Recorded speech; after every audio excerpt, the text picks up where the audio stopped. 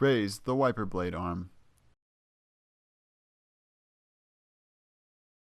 Pry up the cover and slide the blade down and out to remove it from the arm.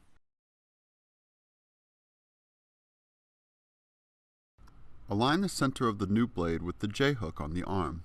Once the blade is in place, slide the blade up the arm and press the tab to lock it. Gently lower the wiper blade to the windshield. It's best to scrape off ice and snow from the windshield before using your wipers. The layer of ice is known to have sharp edges that can reduce the effectiveness of the micro edge of the rubber wiper blade. Always replace both wiper blades, even if only one side is streaking. The rubber on the opposite side is likely worn as well. If you have a rear wiper blade, we suggest replacing that one too. Since washer fluid and wiper blades usually go hand in hand, we would recommend filling up your washer fluid anytime you change your wiper blades. Changing your wiper blades and upgrading to Sylvania Silver Star Ultra bulbs will optimize your visibility through your windshield and down the road.